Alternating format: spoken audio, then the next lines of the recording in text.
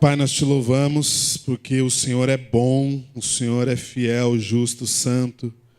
E tudo isso o Senhor direciona para nós através de Jesus Cristo, nos dando acesso à tua bondade, à tua misericórdia, à tua santidade. Pedimos em nome de Jesus que o Senhor nos conduza na tua palavra, que o Senhor revele a nós a tua verdade.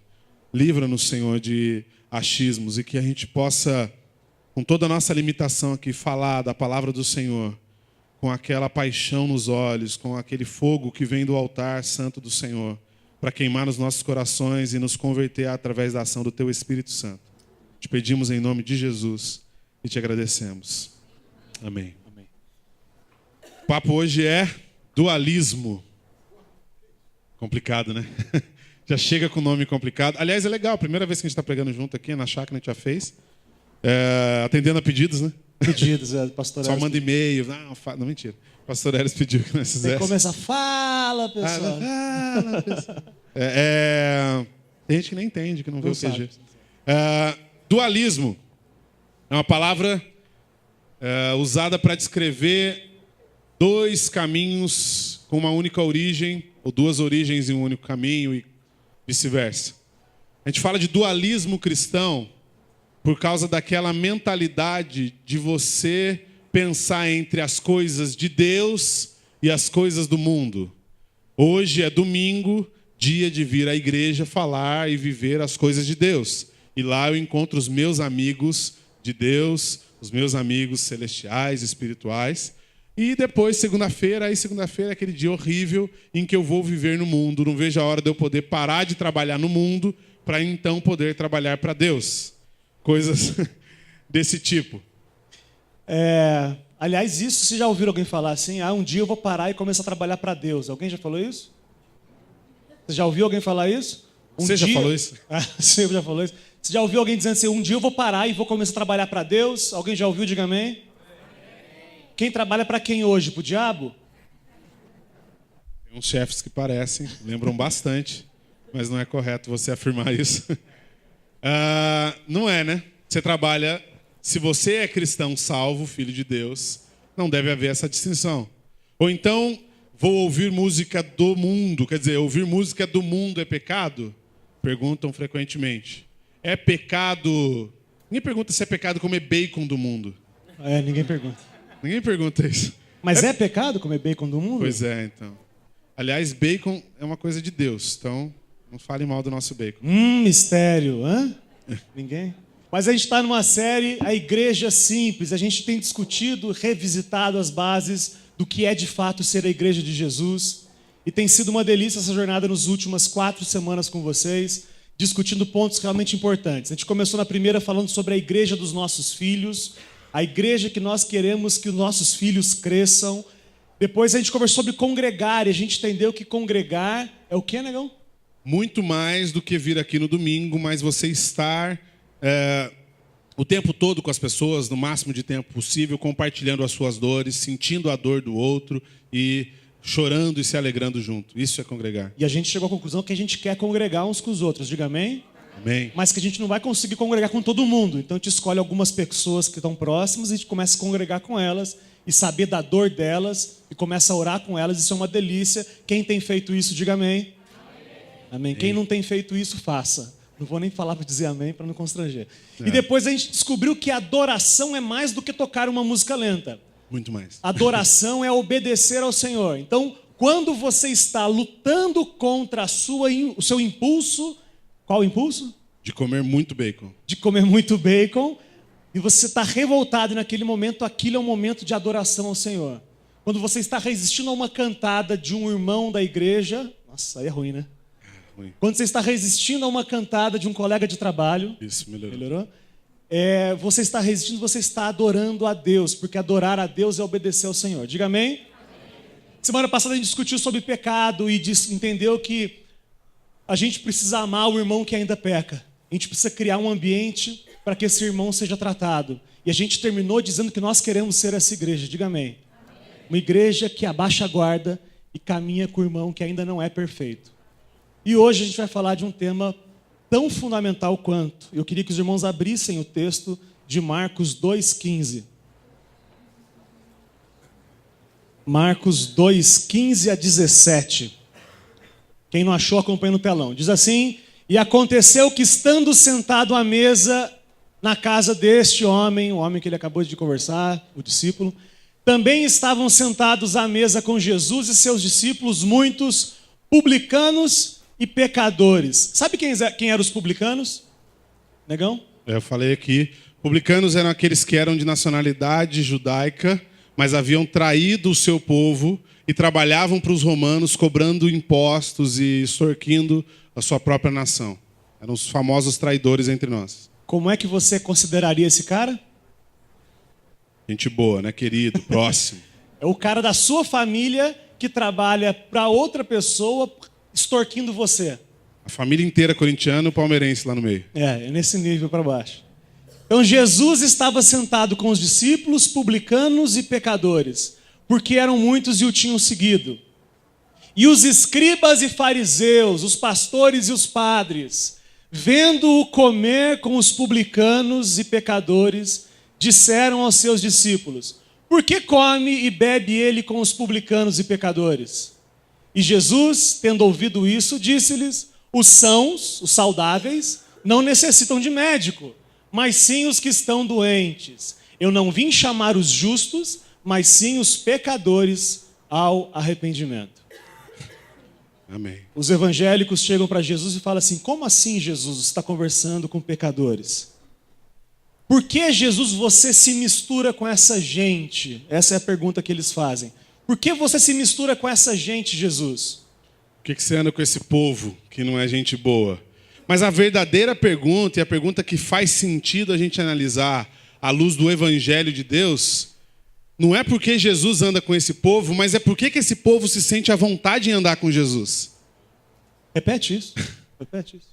A verdadeira pergunta não é por que Jesus anda com esse povo, mas é por que esse povo se sente à vontade em andar com Jesus. Por que eles sentam com Jesus e não se sentem julgados, sendo que eles estão de fato do santo, o santo de Deus?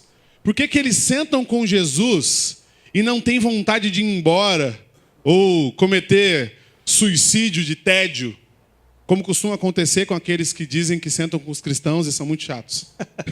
Isso não acontece. Não, os crentes não são chatos, imagina. Tem islâmico xiita e crente chato. É. Isso é muito ruim, eu sei que essa é ruim. Tem uns que tem 3A, né? Chato.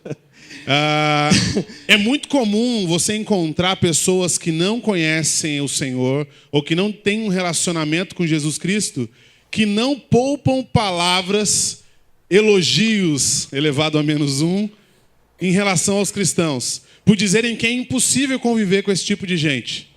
Eu prefiro um filho corintiano do que um filho crente, alguns diriam.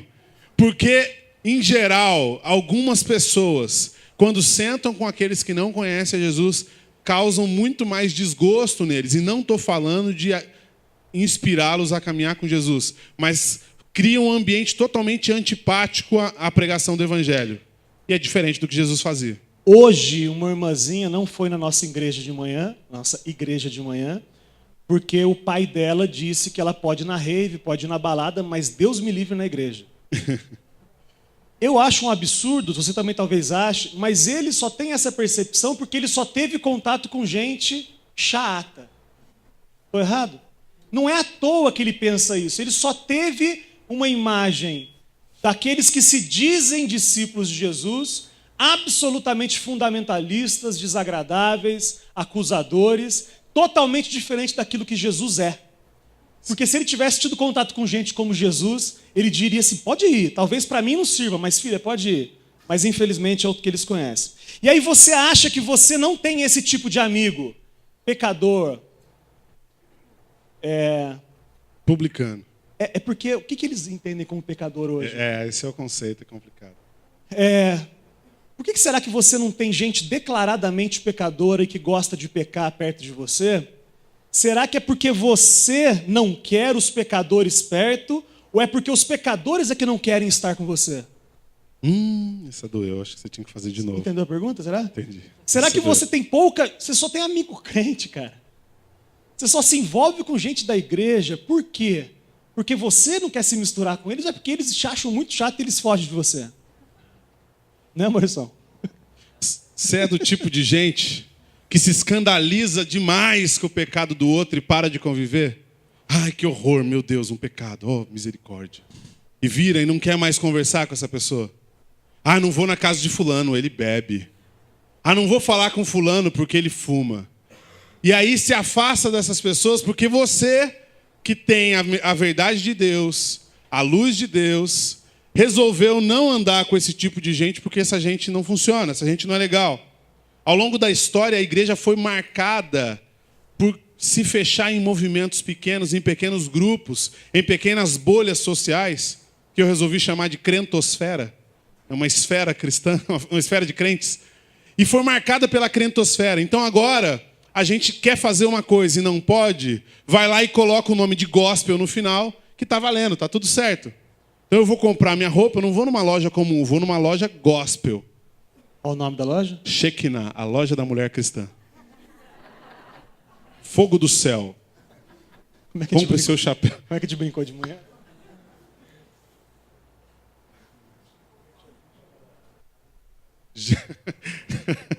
Jezabel, compre suas bijuterias aqui. Jezabel era uma prostituta, então alguém vai lançar o sex shop gospel, Sex chamado shop de Jezabel. É assustador o quanto o nome gospel meio que santifica um monte de coisa que é comum. E aí, agora em São Paulo tem um motel cristão, um motel gospel. Só pode ir no motel gospel apresentando certidão de casamento. Porque crente, sexo só no casamento. Isso é o desespero de um cara que era dono, talvez se converteu, e agora está desesperado sobre o que ele faz com o negócio dele. Como é que eu vou sobreviver, né? Bota o selo de gospel e deixa os crentes virem. Mas o problema é quando você assume qualquer coisa, quando tem o selo de gospel, você acaba assumindo algumas músicas gospels, tá certo? É. Você acaba assumindo algumas músicas, por exemplo, gospels, que não tem nada a ver com o evangelho, mas se foi o fulano que gravou, a gente canta. Tá entendendo o problema disso? Que o problema não é no que é gospel ou que não é, o problema é no que é coerente ou que não é. Uhum. Porque você vir na igreja e dizer que vai cantar uma música cristã que diz que quem te viu passar na prova não te ajudou, quando vê você na bênção vai te arrepender, vai se arrepender, isso não tem nada a ver com o evangelho. Não. Você está entendendo que a pessoa está cantando aqui na igreja, está dizendo que é para Deus, mas está dizendo assim, a sua vizinha que não te ajudou, quando você estiver bem, você vai sambar na cara dela. Samba na cara da sociedade. Ou persegui os meus inimigos e os alcancei, os consumi e os atravessei. Que sentimento é esse, irmão? Que sentimento de atravessar o seu inimigo é esse? Que loucura é essa? Essas são as declaradamente contrárias ao que é o evangelho, mas tem também aquelas que não dizem absolutamente nada. Azeite quente, azeite quente, azeite quente, azeite quente na vida do crente.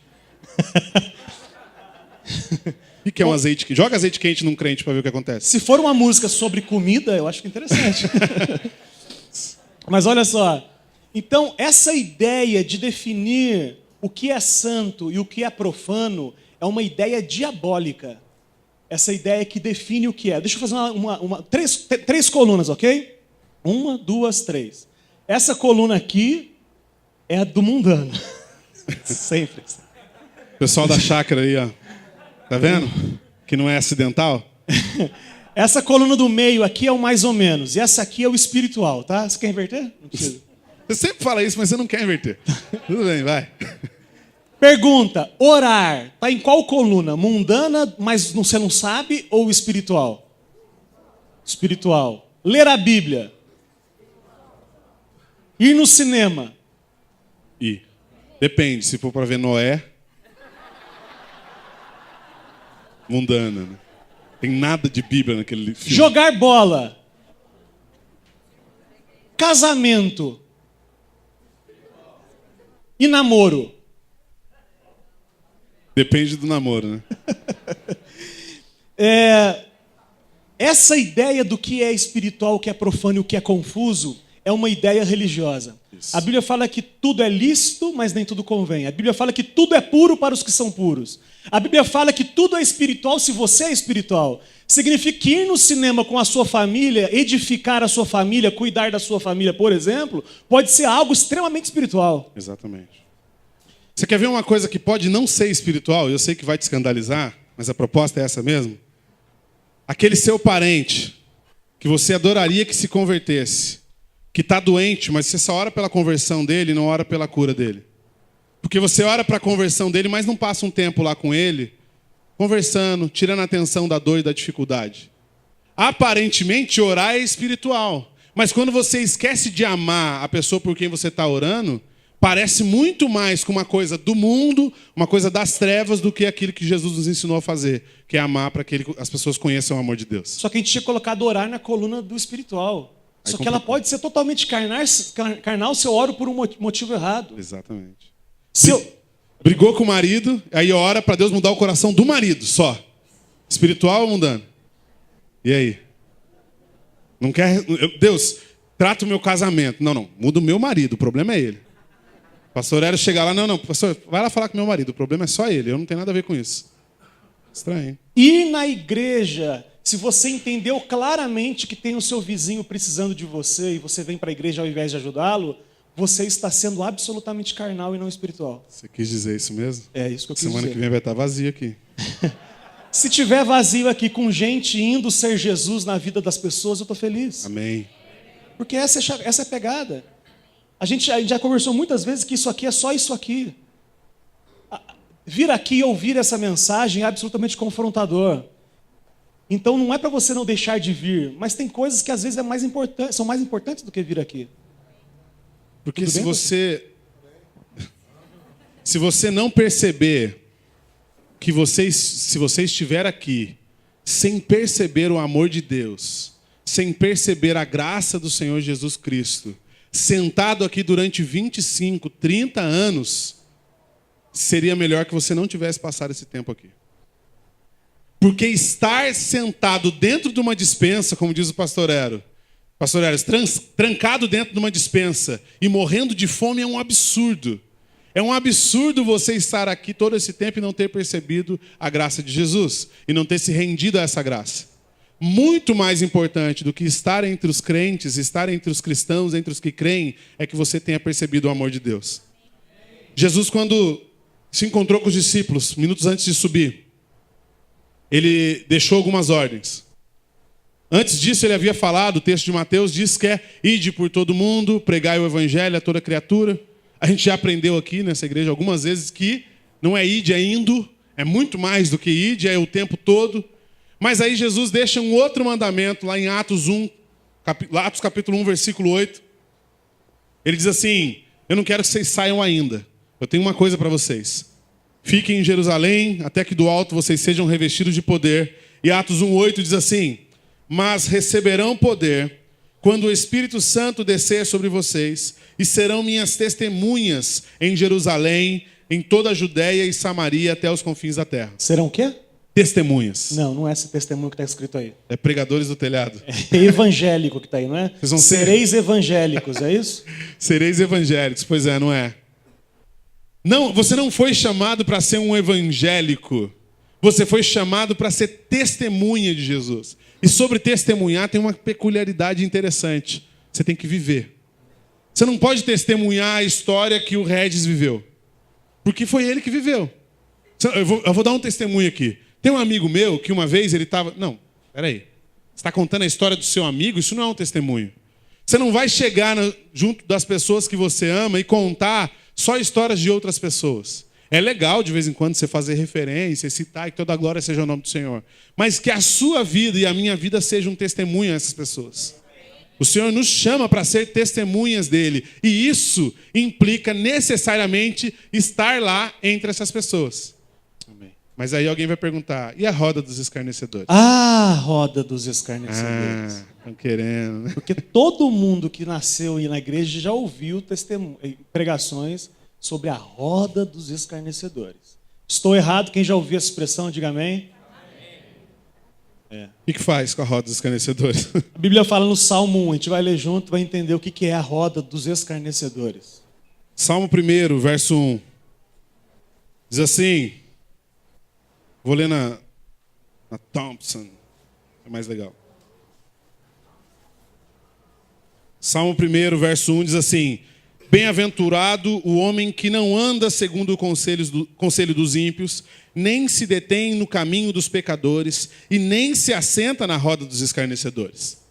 Sai dessa agora, Richard. Você falou que eu tenho que estar lá testemunhando, mas o Salmo está dizendo que eu não posso estar lá entre os escarnecedores. Mas a pergunta é, será que é isso mesmo que o Salmo diz? Será que é isso mesmo, que eu não posso ter amigo do mundo? Que eu não posso me relacionar com as pessoas do mundo? Vamos ler de novo?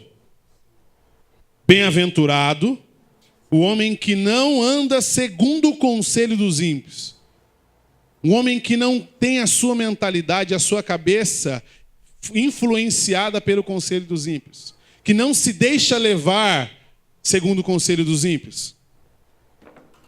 Nem se detém no caminho dos pecadores. Tinha uma brincadeira que a gente fazia na minha época de assembleia, adolescente, que você chegar a uma roda de escarnecedores e não sentar, beleza, você pode ficar ali, o pessoal fumando um baseadinho, você tranquilo. Não pode estar sentado. Ou então você pode até sentar, mas fica um pouquinho, já sai, vai embora. Depois passa, fica mais um pouquinho, de a cada 1 hora você volta e fica uns 10 minutinhos. A gente negociava isso com a liderança. Você é um religioso. É um religioso terrível. Não viu nada ainda. Fui bem pior. E aí se afasta desse tipo de gente porque isso te faz mal. Não anda com gente que não conhece o Senhor porque eles são escarnecedores. Tem uma outra versão que diz assim: como é feliz aquele que não segue o conselho dos ímpios, não imita a conduta dos pecadores e nem se assenta na roda dos zombadores. O texto está falando de gente que não faz aquilo que aquele que não conhece a Deus faz. Esse é bem-aventurado, aquele que olha e fala assim: isso aqui não é para mim. Eu não vou seguir aqui porque isso não tem nada a ver comigo. Mesmo porque se fosse simplesmente sentar com quem não crê, Jesus estaria infringindo o mandamento de Salmos 1. Ia complicar, né? Salmo 1. Eu estou errado. Porque a gente acabou de ler no começo do texto de Marcos, ele sentado, comendo com pecadores. Sabe qual é o problema, irmãos? Que em Coríntios fala isso? Que o problema não é você se associar com aquelas pessoas que não conhecem Jesus. Porque se fosse isso, nós teríamos que ser tirados do mundo. Paulo fala isso e isso é corroborado por Jesus. Se não pudesse ter relacionamento com quem não crê, quem que teria pregado para você? Quem pregou para você? Lembra? Quem pregou para você? Como é que foi esse processo? Traga à memória isso.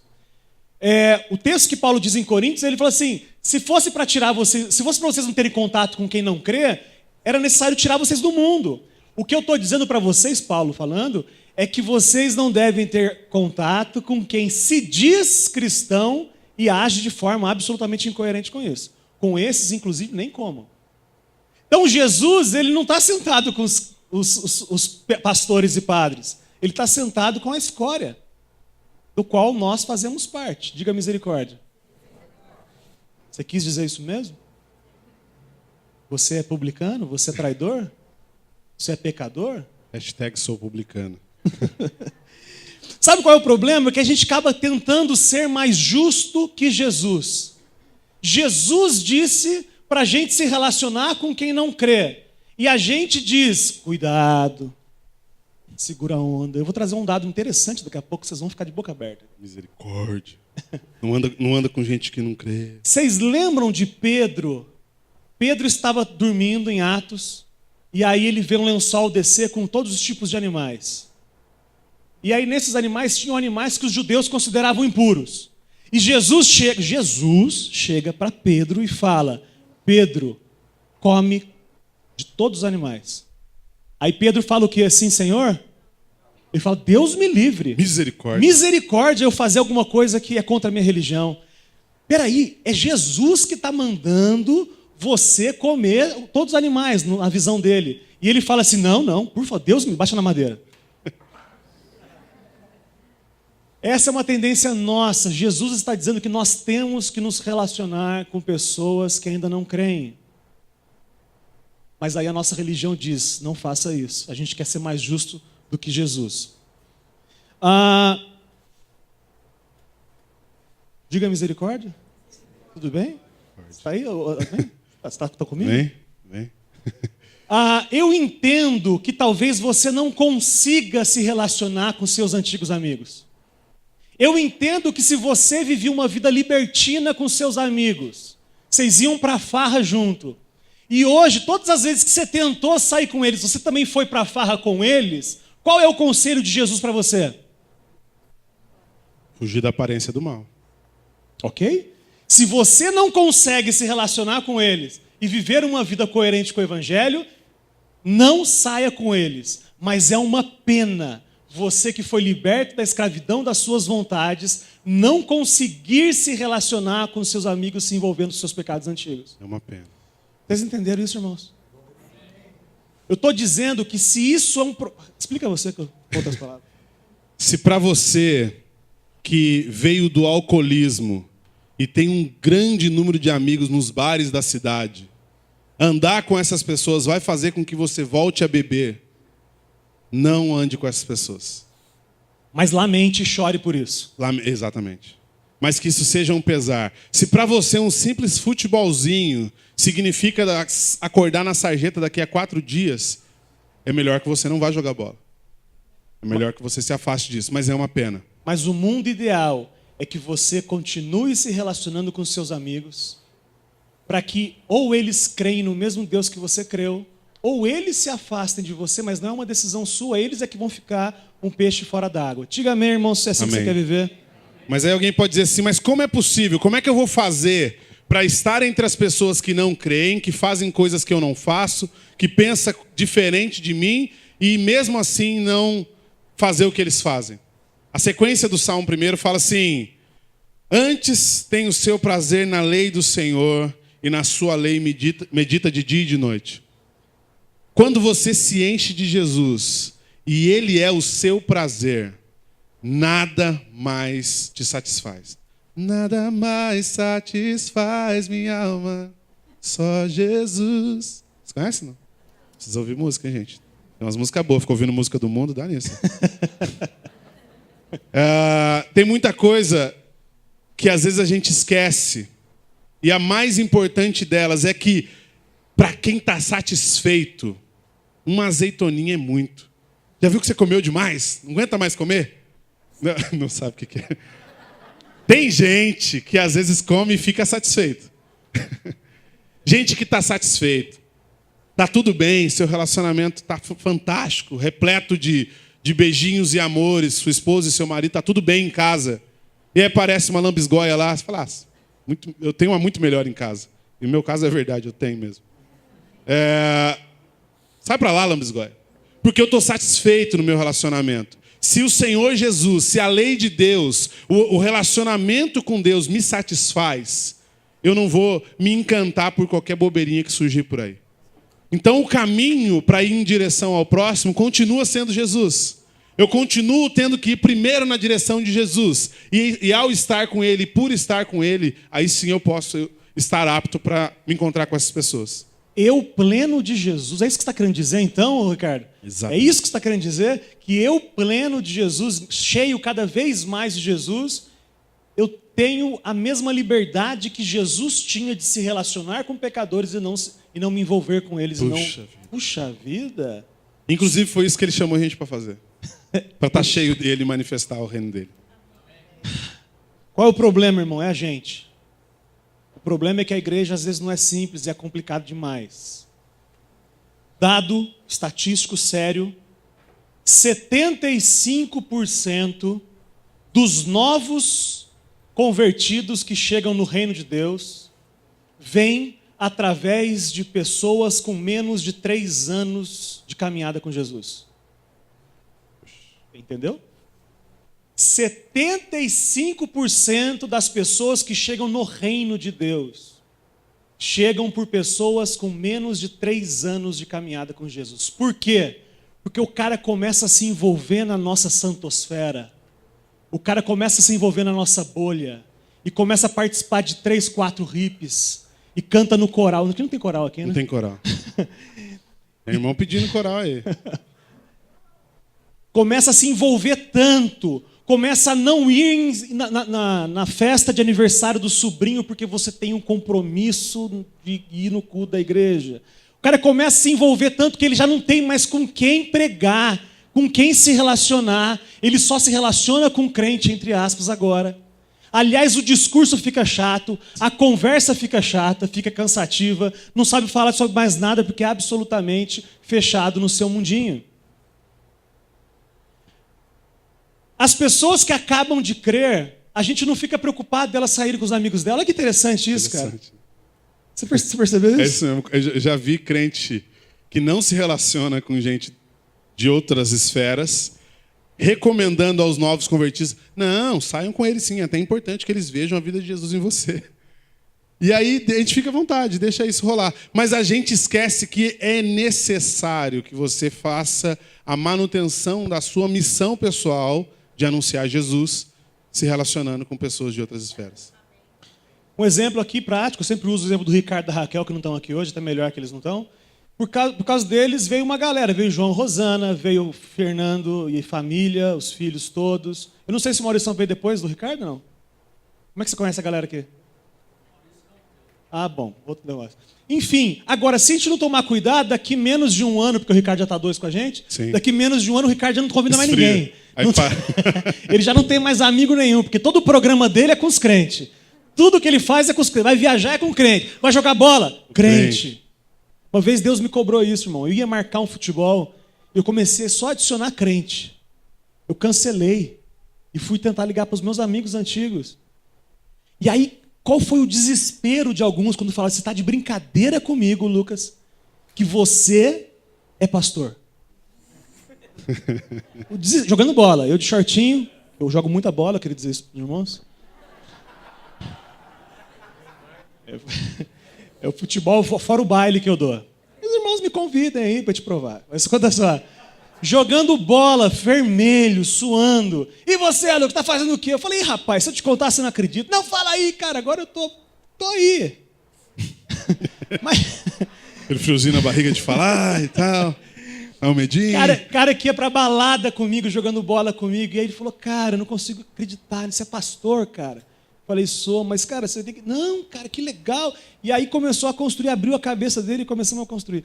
Isso tudo é a liberdade que o Senhor nos dá. E o mandamento, não é só liberdade, não. É um mandamento que Ele nos dá da gente se relacionar com aquelas pessoas que ainda não amam a Jesus como a gente ama.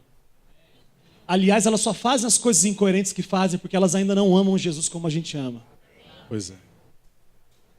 O mandamento de Jesus para nós, o texto de Mateus, capítulo 5, verso 16, ele fala que a luz de vocês brilhe diante dos homens. Como é que é?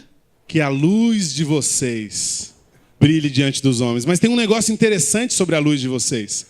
É porque para ter a luz de vocês, você precisa ter aquele que é a luz, que é Jesus. Amém. E quando você está cheio, pleno do Senhor Jesus, você vai levar essa luz para que as pessoas possam ver. Salgar esse mundo, como diz um pouco antes, no versículo 11, diz... Vocês são sal da terra e luz do mundo, mas se o sal for insípido, o que é um sal insípido? É um sal que não salga nada, que não faz diferença ter ou não ter crente ali. Um dado a gente fez da conferência, sexta-feira, um dado assustador. Hoje, no Brasil, desde 2010, nasce uma nova igreja evangélica a cada hora. Isso é dado da Receita Federal. A cada hora. São 25 igrejas evangélicas registradas por dia no Brasil. Registradas. Registradas, fora as que não são registradas. Só que a minha Bíblia diz que onde houver 2 ou 3 reunidos em nome do Senhor, Ele vai estar presente. E a minha Bíblia diz que onde tem igreja de verdade de Jesus, a sociedade é modificada. Só que não está acontecendo, irmão. E aí, cara, só no estado do Rio de Janeiro são mais de 17 mil igrejas. 17 mil igrejas, você não ouviu errado. De 2010 a 2017. Sabe o que aconteceu com o estado do Rio de Janeiro de 2010 a 2017? Vou te dar 3 chances. Ficou mais santo. Eliminou toda a corrupção. Ou piorou? Está de mal a pior. O estado de São Paulo não fica atrás, são 22 mil igrejas. A gente é um pouquinho maior. São Paulo sempre ganhando. Você está entendendo o que é? Abraço para os irmãos do Rio que ouvem a gente aí. Você está entendendo que é assustador que as igrejas estão gerando gente absolutamente sem sal? Entenderam? Entenderam? Metáfora? Que não faz diferença, que não salga. Alguém acende a luz de um cômodo em casa e fecha a porta e vai para a sala? Você acende a luz é para trazer luz onde você está, amém? Quando Deus acendeu você, Ele acendeu para você ficar aqui, todo mundo brilhando junto aqui? Ou é para levar a luz para aqueles que estão nas trevas, irmãos? Diga amém, irmão. Isso é basilar, isso é a base do evangelho. Se não for assim, nós estamos brincando de ser igreja. Historicamente, o que nos fez afastar das pessoas, nos fez afastar dos relacionamentos com aqueles que ainda não creem, é o medo de pecar. Só que a fé em Deus não é baseada no medo de pecar. A fé em Deus é baseada no amor de Jesus por nós. O que vai te tirar do céu não é o pecado. O que vai te tirar do céu é não ter um relacionamento claro com Jesus. É Ele não saber quem você é. É você chegar diante dele cheio de máscara e fazer aquela oração que a sua avó te ensinou e levantar e ir para a igreja para obedecer às novas regras, às novas diretrizes. Isso é uma pessoa que não encontrou Jesus ainda. Alguém que lê a Bíblia só para cumprir tabela, mas não passa tempo com a palavra de Deus. Aliás, se lê a Bíblia, já estamos até avançados. A grande maioria não lê. É assustador. Misericórdia. Isso aí. A gente tem exemplos muito legais sobre isso, sobre como as pessoas conseguem dialogar com as pessoas. A gente tem que falar a linguagem das pessoas. A gente tem que saber conversar com as pessoas no mundo delas. Quando Jesus está no poço conversando com uma mulher pecadora, ele fala do quê? Fala de água. Perto do poço, ele fala a linguagem que ela entende, ok? Amém, irmãos? Chega Pedro e vai falar com os judeus. Fala assim, esse Jesus que vocês crucificaram, Deus fez Senhor e Cristo. Se você não sabe o que é ser Senhor e o que é ser Cristo, você fica vendido nesse discurso. Mas para judeu, Pedro fala, Deus fez Senhor e Cristo, eles entenderam. Chega Paulo lá no Areópago, Atos 17, e não fala evangeliquez nenhum. Ele chega e fala assim, envia vindo para cá, eu vejo que vocês são gente religiosa, e eu encontrei o Deus desconhecido. Este Deus que vocês adoram sem conhecer, este Deus que eu vou apresentar, é um Deus que está no WhatsApp, é um Deus do Facebook. Eu não sei qual é o discurso que ele usaria hoje, mas ele contemporaneizou. Agora, no meio do caminho, Pedro confuso, Atos 10. Pedro chega no Cornélio, cara, confuso. Cornélio não era judeu, era gentio. E ele começa o discurso falando assim, olha, eu não devia nem estar aqui. Olha, vê se esse discurso cabe. Você sabe que a minha religião não permite eu estar aqui, eu não sei nem porque eu vim. E aí, por misericórdia, enquanto ele fala, Deus vem e fala assim, cala a boca, derrama o Espírito sobre todo mundo. Só para mostrar que não depende do homem, não depende da ação do homem. Amém, irmãos? Estou dizendo que a nossa missão, ainda que Deus vai fazer apesar de nós, a nossa missão é fazer e falar a língua que as pessoas entendem. Em nome de Jesus, que Deus coloque no nosso coração esse sentimento de ir entender a dor do outro, aquele que ainda não conhece a Jesus, esperar o tempo até que ele creia, até que ele se renda, enquanto isso continuar caminhando com ele. É triste imaginar que, por causa da carga religiosa, ainda hoje, com tanta exposição da palavra, com tanta exposição do Evangelho de Jesus Cristo, eu e você ainda tenhamos na nossa cabeça coisas de Deus e coisas do mundo. Porque nós somos chamados para consagrar tudo ao Senhor. Amém. E onde nós colocarmos, agora o pentecostal vai pegar. Onde você colocar a planta do seu pé, Deus vai te dar. Não para você, mas para o reino dele. Porque onde houver um ou dois, um único cristão, verdadeiramente apaixonado, entregue, rendido ao Senhor Jesus, ali é reino de Deus. Então não tem faculdade de crente, não tem faculdade gospel, loja gospel, clube gospel, escola gospel, ou qualquer outra coisa gospel. O nosso chamado é para brilhar diante dos homens e manifestar a luz de Jesus lá. E fazer a diferença. Quando você tiver aquela oportunidade de ir naquela festa de Natal que todo ano dá briga. Todo ano dá problema. E você sempre recusa o convite porque você prefere passar o Natal com os irmãos da igreja. Ou só a ideia de Natal para alguns já é uma confusão, né? Pagão ou não pagão e tal. Festa junina. Festa junina, quermesse. Não pode. Não pode comer balinha de Cosme e Damião. Cosme e Damião, não pode. Aliás, tem uma piadinha boa, né? Você quer deixar um crente louco, oferece uma bala para ele. Quando ele aceitar, você fala que é Cosme e Damião. Cosme e Damião. Cuspindo. Tem um monte disso. Jesus falou, irmãos, o que contamina vocês não é o que entra, porque o que entra vai embora depois de algum tempo. Foi Jesus que falou, irmão, briga com ele. Ele falou, o que entra pela boca depois vira cocô, ele que ele falou. Mas ele falou isso, mas o que contamina mesmo o coração do homem, contamina o homem, é o que sai da boca, não é o que entra, é o que você fala. Então, Jesus traz o tempo todo essa concepção para a gente. Não é porque a música fala Jesus que ela é boa para edificação sua. Pode ser que ela traga muitos péssimos ensinos para você, mesmo tendo sido gravado por um irmão que você considera cristão. E talvez alguma música, cara, que não é do repertório cristão, seja tão gostosa de contemplar como um pôr do sol criado por Deus. Ou quem deu o talento foi o diabo para ele. Deixa eu repetir a pergunta. Eu fiz isso na nossa aula, no nosso curso. Jimi Hendrix. Quem conhece, diga amém.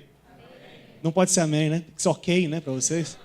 Jimi Hendrix, não posso falar amém. Não posso falar misericórdia. Você acha que Jimi Hendrix tocava como tocava porque o diabo ensinou ele a tocar daquele jeito? Claro que não. Eu não estou dizendo que ele usava para a glória de Deus isso, mas eu estou dizendo que assim como Deus derrama talentos na sua criação de forma generosa, eu posso sentar e contemplar sem pudor. Agora, se ele começar a tocar Eguinha Pocotó, eu paro de assistir.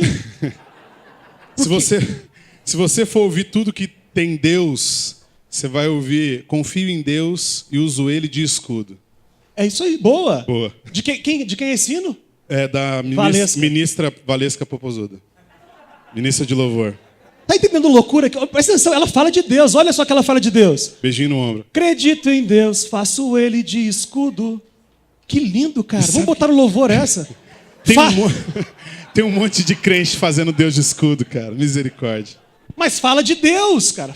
Tá entendendo, irmão? Não é tudo que é, entre aspas, gospel é espiritual. E não é tudo que não é cristão que é descartável. Agora, eu estou falando tudo isso, eu mesmo não ouço música. Eu não vou perder meu tempo. A maioria das músicas, eu não perco tempo com isso. Não vou ficar baixando, mas não... Tá entendendo que a discussão já não é mais essa? A discussão é... Glorifica a Deus ou não glorifica a Deus? É coerente ou não é coerente? Devo ir jogar bola com os meus amigos ou não? Deus, o que você acha disso? É uma relação de liberdade, porque onde há o Espírito Santo de Deus, ali há liberdade. Amém. Amém. No Velho Testamento, já falei isso, mas eu vou repetir para quem não viu. Quem aqui é bom de física, diga ok. Duas pessoas são boas de física. No Velho Testamento, a força é centrípeta. Olha que legal isso. No Velho Testamento, antes de Jesus, o que Deus dizia é assim: povo da terra, venham e vejam o que é ser povo de Deus. Aproximando. Povo, todas as nações da terra, venham até Jerusalém e vejam o que é ser povo de Deus. Mas quando Jesus morre e ressuscita, e diz, todo o poder me foi dado nos céus e na terra. Aleluia. Portanto, indo por todo o mundo prega o evangelho. Aleluia. Não é mais centrípeta, não é mais de atração, é de explosão. Vá ser testemunha em Jerusalém, Judéia, Samaria, Pindamonhangaba, Caçapava e vai embora. Não é venham e vejam, é vá e mostrem o que é ser povo de Deus. Esse é o nosso chamado, aleluia. Aleluia, graças a Deus por isso. Se nós, enquanto povo de Deus, filhos do amor de Deus, tirados das trevas para a sua maravilhosa luz, não formos lá ser referência para crianças, ser referência para jovens, se um homem não for lá ser referência de uma postura masculina para os jovens do seu bairro, para os amigos da escola do seu filho, a referência que ele vai encontrar para copiar é o Pablo Vittar. A referência... Ele sabe cantar, o Lucas imita muito bem, ele vai fazer direitinho agora. Se eu e você não formos referência para os nossos filhos, para essa nação, e mostrar para as pessoas como é ser povo de Deus, como é servir a Deus, essas pessoas, as crianças, os jovens e todas essas pessoas vão buscar referências no mundo e vão buscar referências tortas. Tem muito mais de Deus naquele que tem Jesus dentro de si e examina tudo e retém o bem, do que naquele que começa a separar o sagrado do profano e dizer que tem coisa que pode e coisa que não pode. Estou com frio na barriga. Eu queria te pedir em nome de Jesus que você considerasse isso. E você não saísse daqui hoje sem decidir entregar toda a sua vida para Jesus. para que você seja uma testemunha viva do poder de Deus. Porque tem gente lá fora morrendo por falta de esperança e a esperança está dentro de você. E você pode mostrar para ela, assim, é possível, eu estava perdido e ele me achou. É possível, eu sou a prova viva do milagre de Deus. Eu sou um milagre, vem e vê o Senhor. Eu vim aqui para te dizer que Deus quer que você seja um referencial. Ele quer que nós sejamos um referencial. Meu desafio para você essa semana é você marcar com alguém. E alguém que não conhece, alguém que não viu ainda a luz de Jesus. E tomar um café com ele na sua casa e dizer, cara, que saudade de você, como é que você está? Vem cá, você está com problema? Você abençoar ele, você estar com ele pelo prazer de demonstrar o amor de Jesus. E no tempo de Deus, Deus vai preparar para você mostrar e falar do amor de Deus. Mas o desafio de você sair do círculo da crentosfera e se envolver com aqueles que creem. E aqueles que ainda não creem. Para que as pessoas saibam quem procurar, exatamente. As pessoas precisam saber, o seu vizinho precisa saber que quando a coisa apertar lá, e quando ele não tiver mais esperança nas coisas que ele está tentando, que ele pode procurar você, porque você tem uma palavra de consolo para ele, uma palavra que vai mudar o coração dele. Amém? Vamos orar? Pai, nós te louvamos, Senhor. E nós queremos dizer sim ao teu chamado de fazer a diferença e mostrar para esse mundo o que é ser povo de Deus. Chega de sermos insípidos e de não fazer diferença na vida de ninguém. Chega de uma época em que os crentes se reúnem para falar das suas coisas e esquecem de mostrar Jesus por onde passam. Que a nossa vida, Senhor, seja um louvor a Ti. Que a nossa vida seja um testemunho vivo do Teu poder, Senhor. A nossa vida seja o testemunho da transformação que o Senhor pode fazer na vida de um homem caído. Que nós sejamos referências, Pai. E que assim como a gente vê Paulo falar na Bíblia, nós possamos dizer àqueles que ainda não viram a luz de Jesus, sede meus imitadores como eu sou de Cristo, e que toda a glória seja do Senhor. Usa-nos, Pai. Leva-nos a crer e leva-nos a iluminar esse mundo para a glória do nome do Senhor Jesus. E é em nome de Jesus que nós oramos. Amém.